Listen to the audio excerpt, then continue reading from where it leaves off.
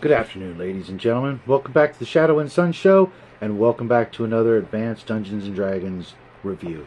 Today, I am going to be talking about one of the most fantastic but most often overlooked books in the hardback collection.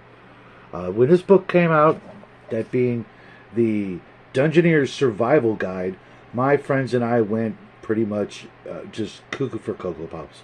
This was such a great addition to the game. It is divided into both a players and a dungeon masters section, and there is so much good stuff for everybody. Even the dungeon masters section is not so full of ancient secrets that the players should never own a copy of this book. Just the opposite. A lot of it is taken up by kind of like a sampled underground deep dark area that most dungeon masters are probably not going to use, and even if they do, the likelihood that the players will be following along using this book, cheating as it were, is highly unlikely. I think everybody who still plays AD&D, and even those who are playing other editions, be it second on up, definitely could benefit a lot from this book. There is so much good stuff. Let's dive right in. I'm going to go pretty fast. I don't want to spoil anything, but I do want people to go out and buy a copy of this. Just wait until I buy a couple more copies for my collection, and then maybe sometime after Christmas, go ahead and buy yourself a copy, so I can stock up on this book, because it really is that great of a book, and I want to scour eBay for the best deals, and I don't want you guys honing in on my shopping spree. Right off the bat, there are some rules for underground movement and climbing and things like that, making bridges, in the middle of, the adventure, impromptu, and spelunking and excavation.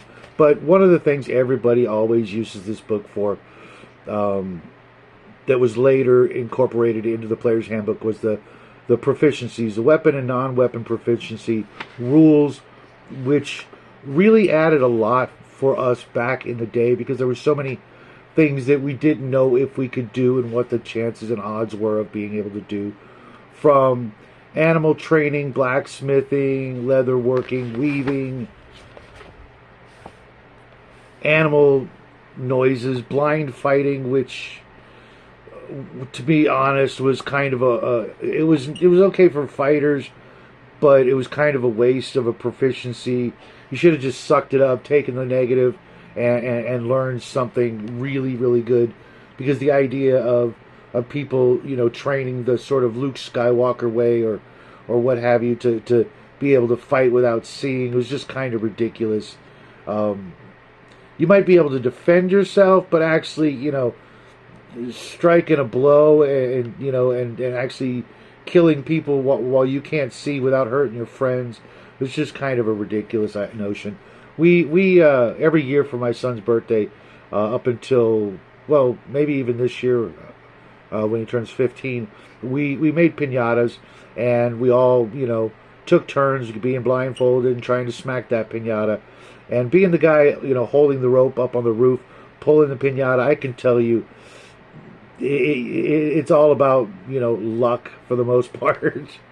But there are some other skills in here, especially things like survival, which, as you guys know, if you know me very well, I'm a survivalist and a prepper, and I really hone in on skills like this for your overland travels. So all the different things like fishing and fire building and mountaineering and rope use and swimming and all those things really come in handy if you've got them. If not, you still got a chance to pull it off. But it just it makes your character a little more fleshed out without going overboard like some other games where you list every minute little skill that your character might know and the percentages. It takes a little bit of the guesswork out for the players and the DMs alike.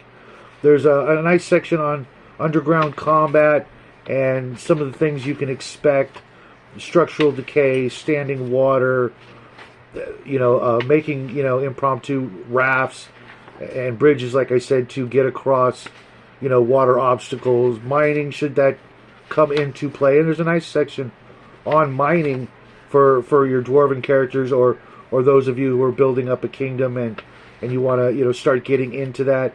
There's also a nice section of new equipment, which is always a bonus. It's so nice to not have to make up a price and then try to write it down in your overall journal, whatever, of keeping track of prices.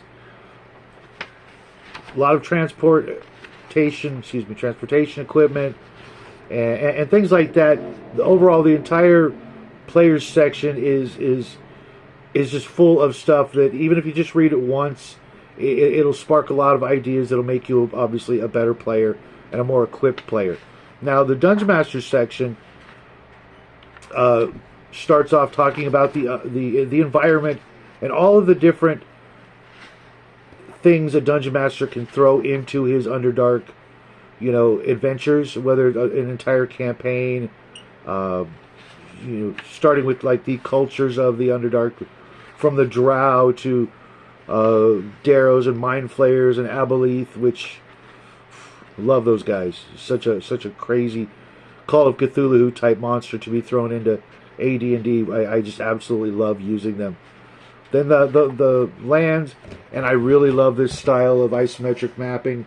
It's just, while it's not great for the players, they really shouldn't have these kinds of skills. This sort of advanced techniques should really be beyond the players.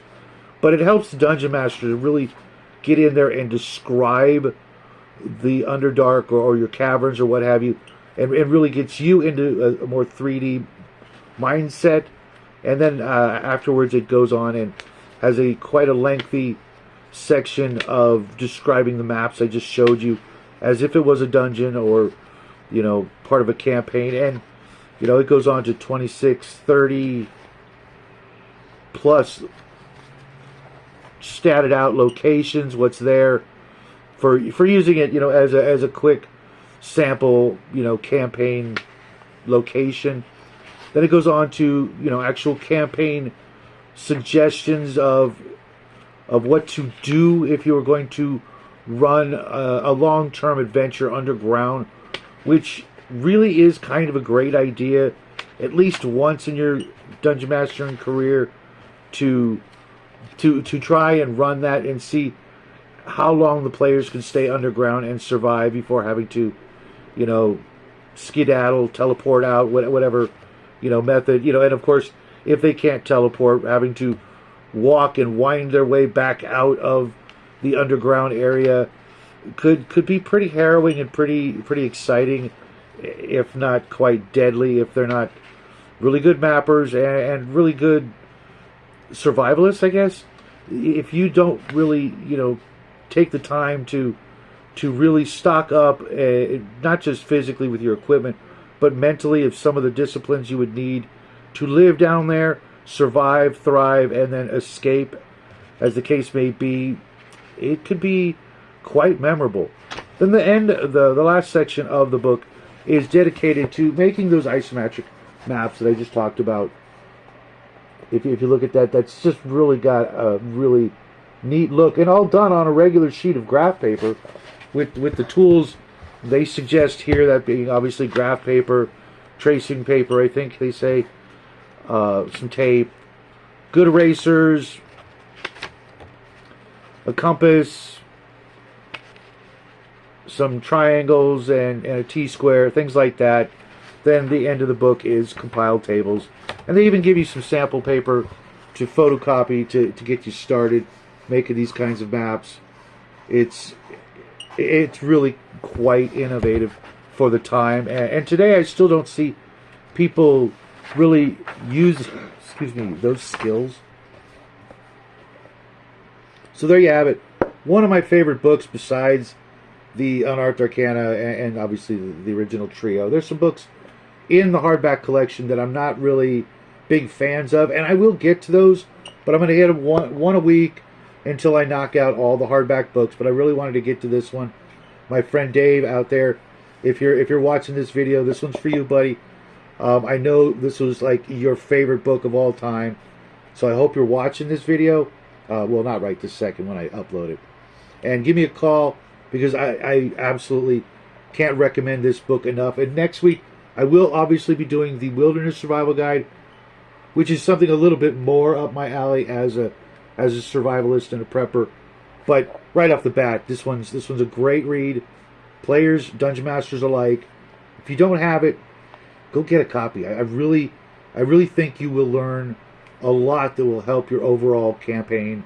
Your whether you're a player, a Dungeon Master, I really can't say enough good things about it. But I wanted to give you guys a quick review of this before I go on to my next video for the day, which I've been putting off for a while and I really need to get to. So I hope you guys will stick around for the next video. And if not, I get it. You got, other people to watch and other things to do. But I appreciate you sticking around, watching this video. And hopefully I will see you guys later tonight on Max's show, or over hanging out with Tenkar, or maybe this Sunday when we paint together. My son and I are really looking forward to the next miniatures. But regardless, have a great weekend. Enjoy your gaming if you get a chance, because weekends, gaming, they kind of go together, peanut butter and jelly, that sort of nonsense. Appreciate it. Love you guys. We'll see you real soon. Bye.